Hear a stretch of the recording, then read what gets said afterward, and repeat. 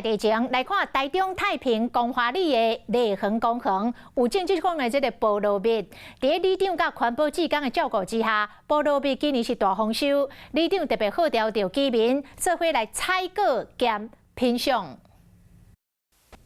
一道切落去，随闻到香味。台中市太平光华里的内恒公园有一张种20外档的菠萝蜜。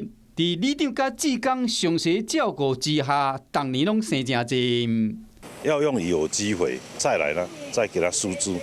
最主要要用爱心去照顾它。菠萝蜜有热带水果风味的外好，果子嘛是金黄色的，这款的香气，互人真想要吃看卖。非常好吃啊！大家分享啊，这很棒。我说住在这里，我每天在看呐，所以我知道这一颗很厉害，这颗不错，这颗的那个品种很好。